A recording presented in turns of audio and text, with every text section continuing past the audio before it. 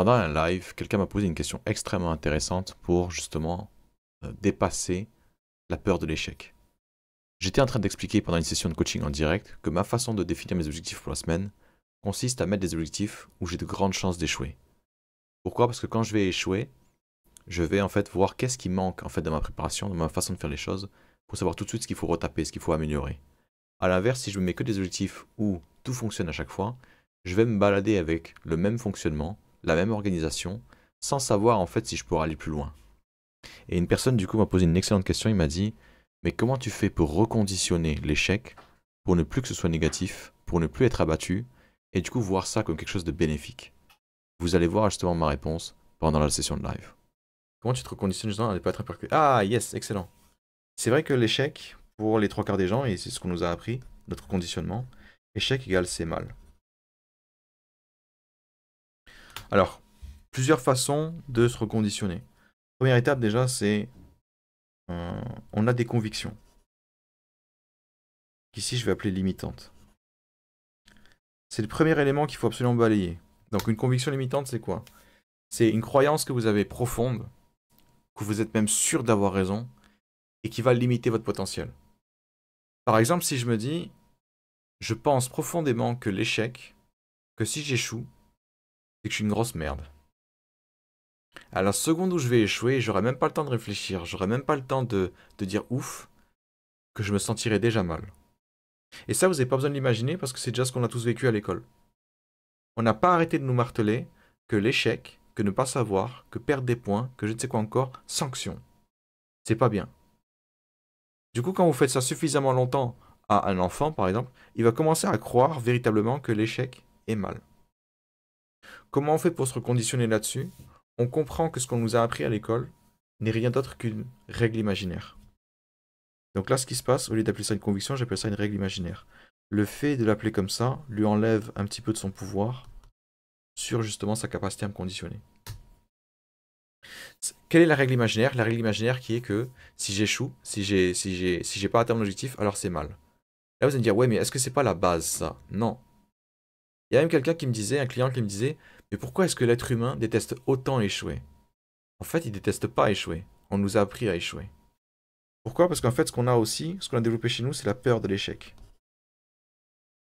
L'autre élément à savoir, c'est que l'être humain naît avec deux peurs à la naissance. La peur des bruits forts et la peur de tomber de haut. Toutes les autres peurs qu'on a, la peur de l'échec, la peur d'être ridicule, la peur de, on va dire, de se planter devant tout le monde ou je ne sais quoi encore, la peur de ne pas être à la hauteur. Toutes ces peurs-là nous ont été inculquées. Elles ont été créées de toutes pièces. Pourquoi elles ont été créées de toutes pièces? Parce que quand vous allez faire quelque chose de nouveau, que vous ne connaissez pas, comme moi là ce que je suis en train de faire avec mes objectifs à la semaine, quelles sont les chances que vous réussissiez à chaque fois? Clairement, on va être autour de zéro. Ça veut dire que en fait, l'échec n'est pas quelque chose d'extraordinaire, c'est finalement quelque chose d'inévitable. Donc à chaque fois que je vais me mettre dans une situation où je ne peux pas atteindre mes objectifs, l'échec est assuré. Mais par contre, tu as posé une excellente question, ça reste un conditionnement. C'est-à-dire que même si je sais que je suis supposé échouer, il y a quand même une petite partie de moi qui va être en mode, oui, mais est-ce que c'est pas mal d'échouer? Pas quand on est ambitieux, pas quand on a l'objectif de vivre sa vie, de vivre sa vie selon ses propres règles, alors que le reste du monde vit sa vie, on va dire, avec des règles qui ont été définies, on va dire, à l'école ou je ne sais quoi encore. Quand vous voulez être différent des autres, vous devez suivre des règles différentes. Et pour l'échec, comment ça marche? Parce que là, pour l'instant, je vous ai parlé logiquement. Logiquement, vous comprenez que si vous vous lancez dans des trucs que vous ne contrôlez pas, que vous ne maîtrisez pas, vous allez échouer. Par contre, maintenant, il faut la deuxième équation, qui est vous devez le vivre émotionnellement. Pourquoi? Parce qu'une fois que j'ai expliqué quelque chose logiquement à quelqu'un, ça lui fera une belle jambe. Dans le sens où, en effet, il va pouvoir ouvrir la porte pour se dire, ok, je veux bien essayer. Mais quand vous allez essayer et que vous allez échouer, que vous le vouliez ou non, vous allez avoir votre conditionnement qui va vous matraquer. Vous allez avoir cette petite voix qui vous dit, allez, encore un échec. Vas-y, vas-y, commence à gober les conneries du mec bizarre que t'as trouvé sur internet là qui te dit que c'est pas grave. Mais tu sais que toi et moi c'est grave. C'est ça en fait la voix qu'elle va vous dire. Et qu'est-ce qui va se passer en fait à ce moment-là? Ce que vous devez faire, c'est vous asseoir avec ce que vous ressentez sur le moment. On va dire, allez vous asseoir. Non, attends. Asseyez-vous avec l'émotion. Mince. Je vais y arriver. Hein. Asseyez-vous avec l'émotion. Avec l'émotion d'échec, avec l'émotion de ne pas être assez, avec l'émotion d'échouer encore une fois, ou je ne sais quoi encore. Et en fait, quand vous allez vous asseoir avec cette émotion-là, le but, c'est pas d'être submergé. Le but, c'est juste d'observer. Imaginez que vous êtes sur un pont au-dessus de l'autoroute et que vous voyez des voitures comme ça traverser en dessous de vous. Ça, ce sont vos pensées. T'es naze, t'as encore échoué, et je ne sais quoi encore. À aucun moment, il vous viendrait à l'esprit de sauter du pont et d'arrêter les voitures. À aucun moment, il vous viendrait à l'idée que les voitures ne doivent pas circuler ou je ne sais quoi encore. Mais là, c'est le même délire. Vous êtes au-dessus, vous êtes sur votre pont, vous regardez les voitures passer, et vous vous rendez compte d'une chose, vous n'êtes pas les voitures. Vous n'êtes pas vos pensées. Vous n'êtes pas vos émotions. Vous n'êtes pas ce que vous ressentez. C'est vrai que dans votre corps, vous allez ressentir une pression sur votre poitrine. Le fait de ne pas être à la hauteur, je ne sais quoi encore. Mais vous n'êtes pas votre corps. Vous êtes une espèce d'intelligence qui est témoin de tout ce qui se passe. Témoin des pensées, témoin des sensations dans le corps, mais ce n'est pas vous. Qu'est-ce qui va se passer à force de rester assis avec ces émotions?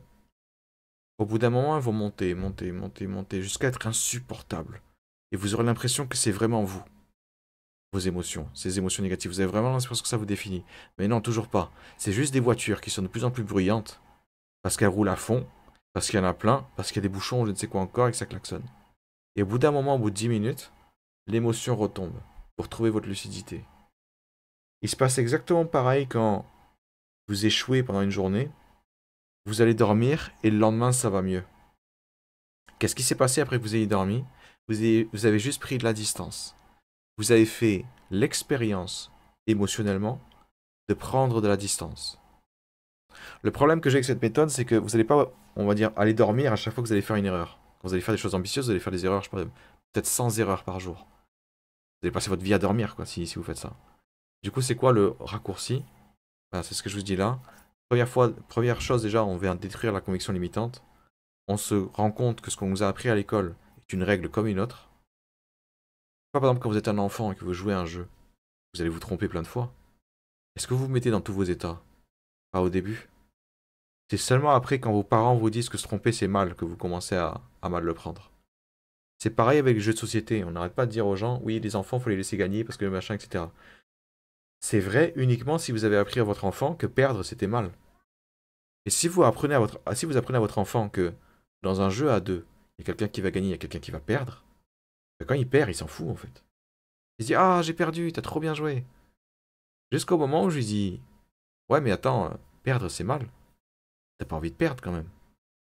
Et là du coup vous avez créé la peur chez votre enfant ou chez un enfant que perdre justement il n'y a rien de pire. Et la peur en fait c'est génial parce qu'elle tire sa puissance de l'inconnu. Tant que vous n'allez pas jusqu'au bout de votre peur, elle aura une influence sur vous. Parce que si je vous demande, ok, imaginons t'as échoué, tu me dis que c'est mal. Mais en quoi c'est mal? Et vous allez vite vous rendre compte que vous êtes infoutu de me répondre. Pourquoi? Parce qu'en fait, on nous a juste dit, ouais, perdre c'est mal. Ne pas être à la hauteur c'est mal. Mais on nous a pas expliqué pourquoi. Et on n'a pas besoin. Parce que quand vous faites peur à quelqu'un, vous avez absolument besoin de rien. Et cette peur, en fait, est tellement, on va dire, émotionnelle, c'est tellement viscéral, c'est tellement dans notre corps, que ça marche tellement bien que c'est de loin l'outil le plus utile pour conditionner, on va dire, une certaine masse. Ça marche même tellement bien que c'est ce qu'on utilise sur les animaux sauvages. Les animaux qui normalement n'obéissent à rien, si vous leur faites peur assez vite, assez tôt, vous pouvez en faire ce que vous voulez. Si vous avez envie de faire en sorte qu'un tigre traverse les cerceaux juste pour vous faire marrer, c'est exactement ce que vous pouvez faire. Donc, comment on fait pour se reconditionner? Ben, première étape, on flingue les convictions. Deuxième étape, on fait l'expérience émotionnellement de pas être à la hauteur, d'être dans le mal.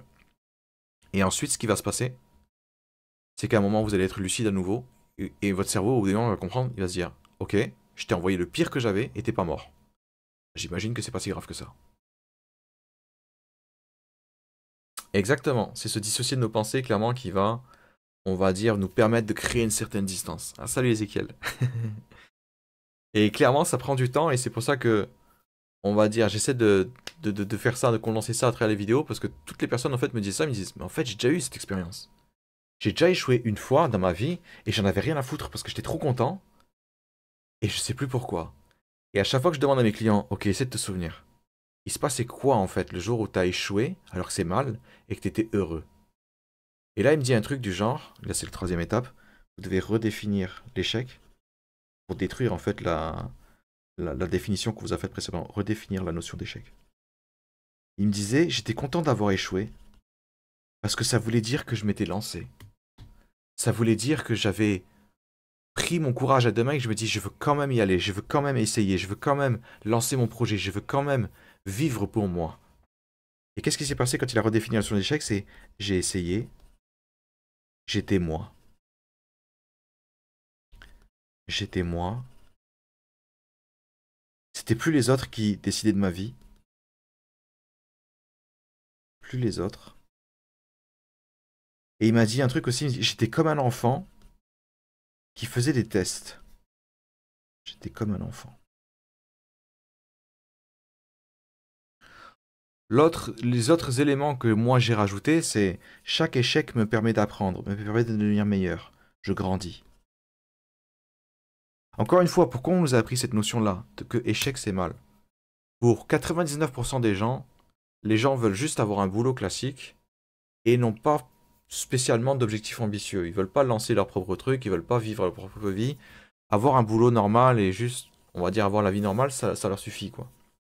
Et quand je suis quelqu'un de normal, quand je suis un employé lambda dans une entreprise, qu'est-ce qu'on attend de moi? On attend juste que je fasse ma mission et que je la fasse bien. Moi, par exemple, j'avais un job alimentaire qui était de répondre à des emails avec des clients qui avaient des questions sur les produits, etc. Je devais leur répondre. C'est évident que, on va dire, le truc le plus simple pour mon employeur, c'est de créer chez moi la notion d'échec et me dire il n'y a rien de pire que l'échec. Et du coup, il a plus besoin de passer derrière moi pour vérifier que que je fais du bon boulot. Je me flagelle littéralement tout seul, parce que, à cause de mon conditionnement, pour dire si je fais une connerie, honte sur moi, quoi.